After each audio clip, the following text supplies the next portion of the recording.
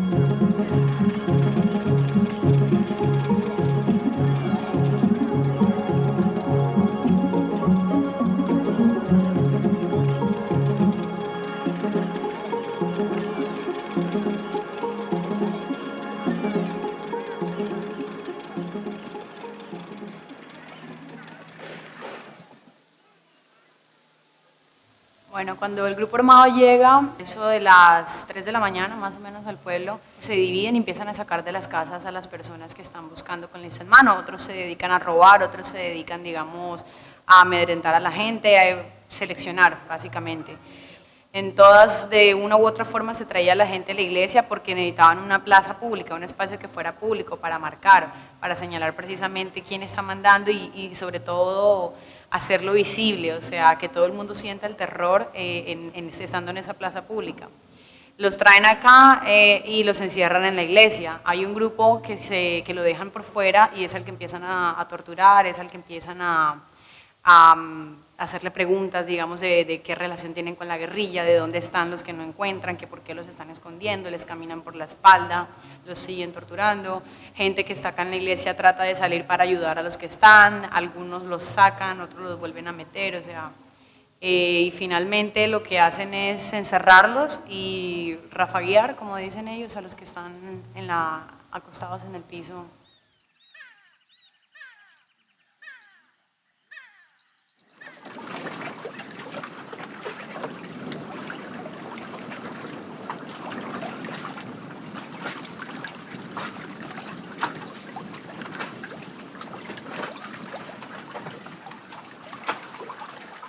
La noche que estuvimos aquí pasamos una noche amarga y tuvimos que coger los pelados, los niños, los que estábamos más amediados, salimos sin nada de aquí, nada más que la ropa que llevábamos.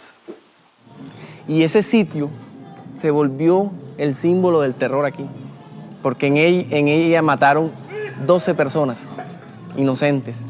Una comunidad de pescadores dedicados a su trabajo, a sus familias, a su comunidad.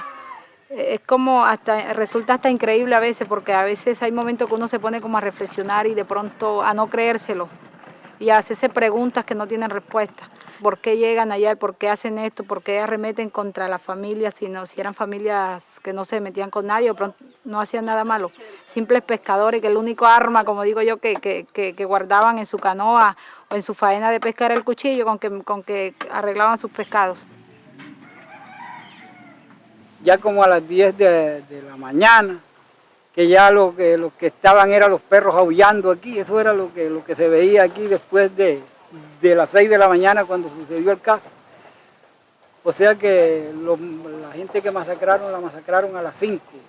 Ya a las 6 estaba el pueblo casi desocupado porque todo el mundo había corrido para los montes. Cuando ocurrieron los hechos, a mí me tocó salir de mi pueblo. Me dolió mucho y es algo que a mí me marcó mucho. Creo que hacer memoria histórica es necesario, sin embargo, tiene un doble filo, en la medida en que, por un lado, hay un derecho al olvido y por el otro lado hay un derecho a no olvidar. ¿Sí? El conflicto paramilitar fue tan sumamente fuerte, fue tan sumamente brutal y violento, que quedan la disyuntiva de si es preferible olvidar o es necesario recordar para poder llegar a un momento de no repetición. Si usted lo mira desde el punto de vista colectivo, de una política pública nacional, es necesario recordar. Pero si coge a la víctima o a las víctimas una por una, entonces el problema ahí se complica por si es necesario que ella olvide o que si ella recuerde para que sea parte de una política. De noche, mañana y tarde el mundo me trata mal, como si soy criminal, la sociedad me desprecia y se me cierra la iglesia, la vida es un carnaval.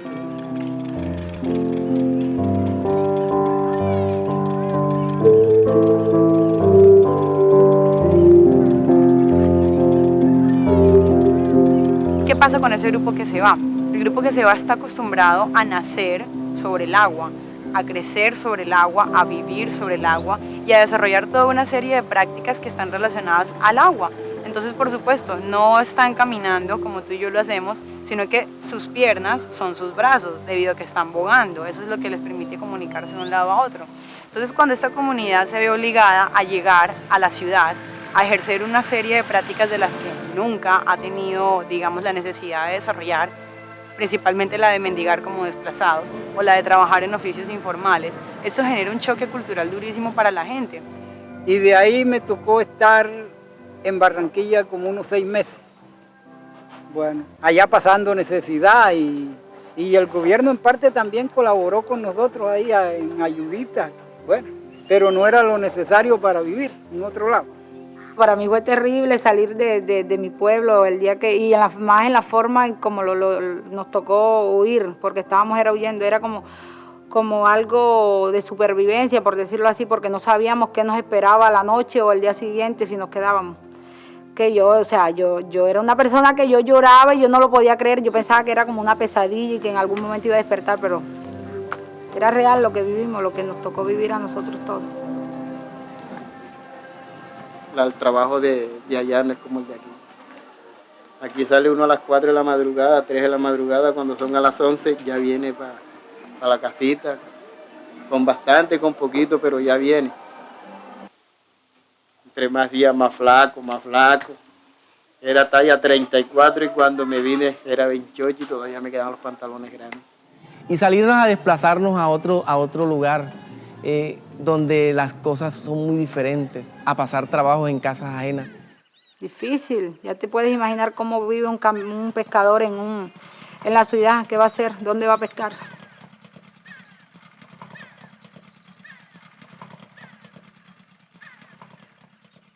El arte que yo manejo, por lo menos el que ejecuto, es hacer bote y ser también pescador. Yo fui muy pescador, bueno. Entonces, como cuando nos vamos para tierra, allá no se puede hacer embarcación, ni se puede pescar, entonces eso es lo que nos tiene acá en este pueblo. Usted manda donde mí, manda donde el otro, donde el primo, donde el compadre. Vaya donde mi compadre, dígale que me preste Algo hay para ponerle el caldero a los pelados, que los pelados no han comido. Hombre, sí, llévele este pescado aquí. Compadre, no tengo, pero ahí le mando un plato de comida. El otro amigo le manda el otro plato y ahí va. No se acuesta uno aquí sin comer. Pero allá sí muchas veces lo hicimos. Allá muchas veces lo hicimos, pasábamos, le voy a decir, a veces pasábamos con frutiños y galletas porque no teníamos. Entonces una cosa que llama mucho la atención es que, por ejemplo, ellos nos decían, uno en tierra, si no tiene plata, se jodió. Uno no tiene para alimentar a sus hijos, uno no tiene para alimentarse a sí mismo. Pero en cambio acá en agua, si uno no le alcanzó la plata suficiente con lo que pescó, el vecino, hombre, le regala pescado. O la vecina a uno le intercambia el pescado por otra cosa, por alguna batata, y ahí tenemos resuelta ya la comida de los pelados. Eso en tierra nunca lo vamos a conseguir. Lo que más extrañaba era la tranquilidad del pueblo. La brisa soplando por las tardes, que mirar la gente que en sus actividades diarias, la cotidianidad de la gente, muy diferente a la de cualquier otra comunidad.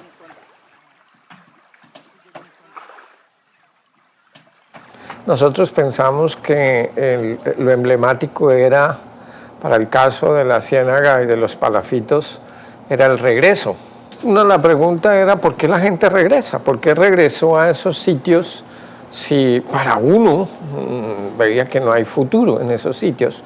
Entonces lo que nos pareció, y lo llamamos así, fue el arraigo. Lo que uno se pregunta es ¿qué es lo que une a estas personas? Entonces no hay tierra, no hay agua, y el agua no es de ellos. Entonces es donde uno dice, es realmente un sentido de pertenencia que se crea.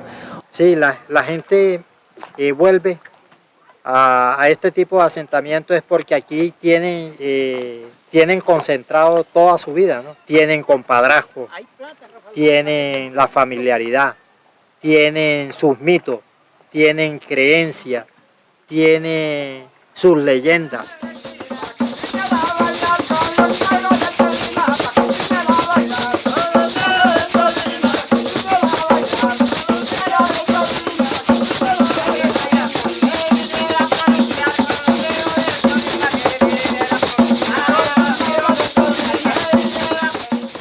Nos devolvimos porque el arte de aquí es la pesca y mi papá ya en tierra, por decirlo así, estaba amarrado porque él no hacía nada. Entonces tuvimos que trasladarnos otra vez para acá nuevamente. Y así fue, a medida que iban pasando los años, o los días, los meses, la población se fue ingresando acá nuevamente.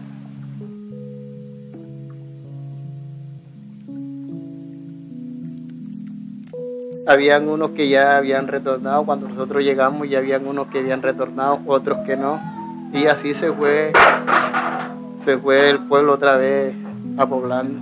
Nueva Venecia, el Morro es todo para nosotros no sabemos vivir ya en otra parte. Mano, nos fuimos desplazados y decidimos por cuenta nuestra y por voluntad, sin ninguna garantía retornar porque era muy difícil la vida en la ciudad. Que las comunidades están construidas sobre el agua desde hace más de 2 siglos, presentan esa, digamos, característica que fue que estuvo a punto de desaparecer el pueblo, y con ello no solamente la vida de una comunidad anfibia, sino un patrimonio cultural de la nación, puesto que son resultado de comunidades indígenas, estas comunidades de pescadores, que digamos con el proceso de mestizaje y con el proceso de colonización se fueron conformando. En la ley de justicia y paz se decía que la verdad la teníamos todos, no había una verdad absoluta. Y las teorías siempre han dicho que no existe verdad absoluta. La verdad la tiene la comunidad, pero la verdad también la tiene tanto los victimarios como las víctimas. Se genera un estigma. El estigma está impuesto en esa verdad, y bajo ese estigma la comunidad, digamos, se ve afectado su buen nombre, y es lo que hace que la comunidad no quiera aceptar bajo ningún término que hay una mínima relación o hubo una mínima relación con esos grupos guerrilleros. Esa es la problemática de la verdad comunitaria.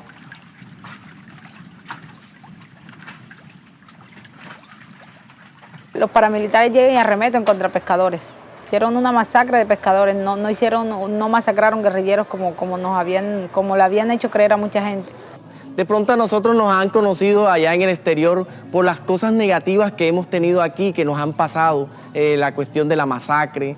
Siempre nos han visto y nos han estigmatizado como si nosotros fuéramos los parias y resulta que no es así. A través del rescate de la memoria histórica sería muy importante porque a través de esto en otras partes nos van a conocer. Para que a mí me puedan garantizar una garantía de no repetición, yo debo de saber plenamente de que conocer los motivos, los móviles, los hechos, cómo, cuándo, dónde. ¿Cuáles fueron los motivos que llevaron a este tipo de eventos?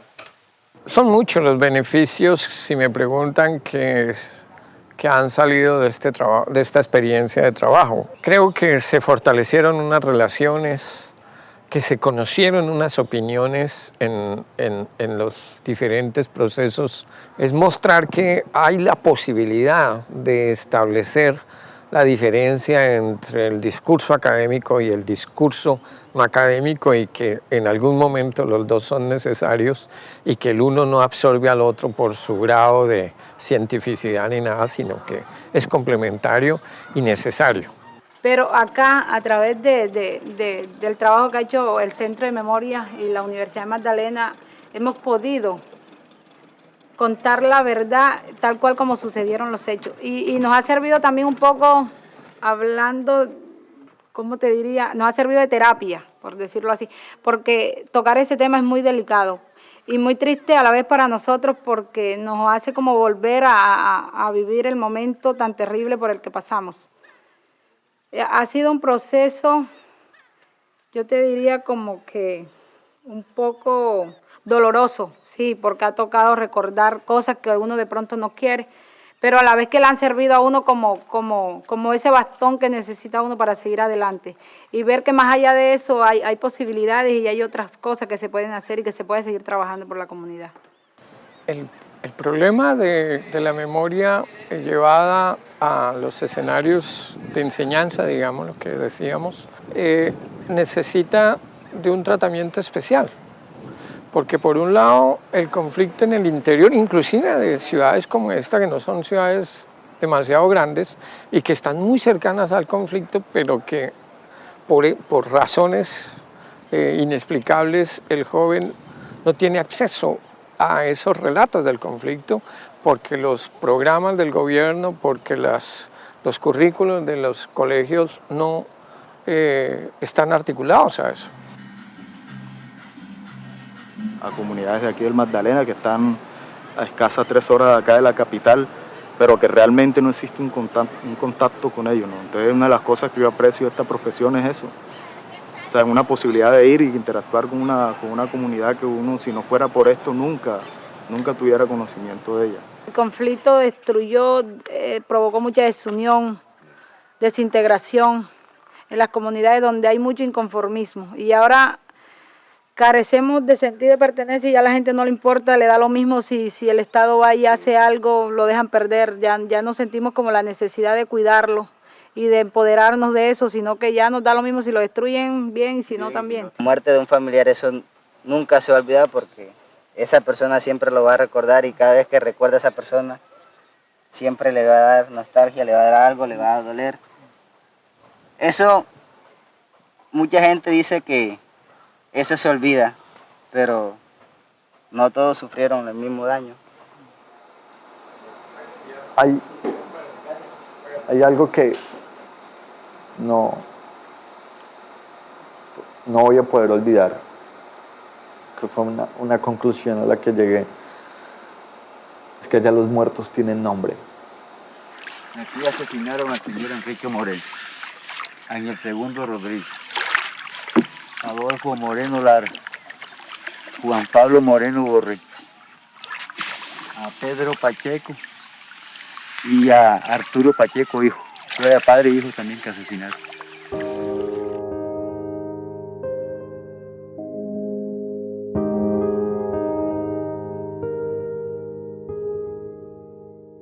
A veces uno se preguntaba haciendo ese trabajo por qué esto sucede, porque a uno como joven le toca hacer esto. O sea, no era que yo no quisiera ese peso, era que a veces me preguntaba ¿Por qué tiene que haber esta clase de trabajo? No debería existir esta clase de problemas.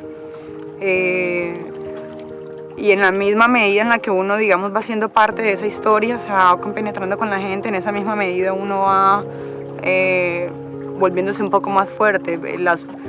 Los problemas más duros que tuvimos los tuvimos con las personas que entraban en shock, que narrando lo que sucedía, que recordando, le transmitían a uno ese dolor tan berraco que realmente es narrar lo que fue una masacre. O sea, no existe una manera de tratar eso, es simplemente lo reconfortante que puede ser un abrazo cuando uno está escuchando eso para esas personas, incluso para uno. Y entonces es cuando uno ve de lleno que hay una responsabilidad que mucha gente desconoce, que mucha parte del país desconoce, que la juventud sobre todo desconoce.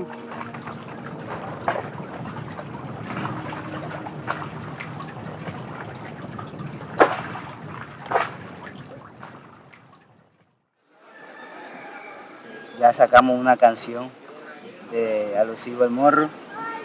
La canción se llama Canción para el Mundo. En unas trojas en Pajaral se funda un pueblo que hoy es el Morro, trabajador y gente de paz, siempre luchando con mucho antojo.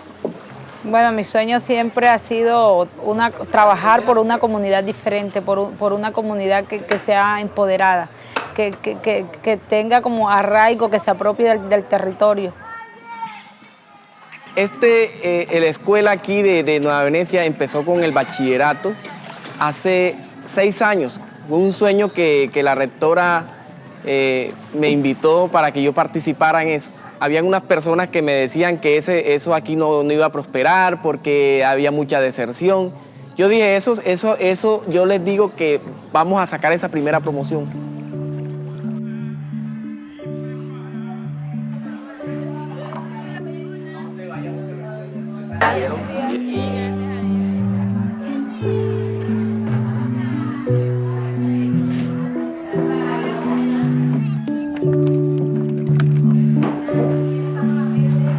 Que es un pueblo valiente, que es un pueblo valeroso, que a pesar de que el gobierno a nosotros no nos tuvo muy en cuenta, nos dejó prácticamente abandonados. Nosotros sí tuvimos la gallardía de volver aquí a nuestro pueblo para sacarlo adelante. La gente, con todo el dolor de la masacre, con todo el dolor de las ausencias del Estado, la gente era feliz, era contenta, es contenta. Cuando me voy de aquí lo que más me hace falta es el viento. Nueva Venecia huele a vida, a esperanza, a renacer. A mí me gusta el agua, los peces, los árboles, las casas. Me gustan muchas cosas de aquí de este pueblo. Todos los años, los 22 de noviembre, le hacemos conmemoración a las víctimas. Pero el año pasado dijimos que íbamos a hacerle una conmemoración diferente a la de los otros años, que íbamos a recordar nuestros muertos, pero de una forma diferente. Que nunca se nos van a olvidar, pero tampoco ya no los queremos recordar como con tanto dolor, sino con algo que sea como, que ellos sean como ese impulso del querer seguir adelante, del poder seguir luchando, más que de recordarlos ya con tanto dolor, con tanta desesperanza y eso.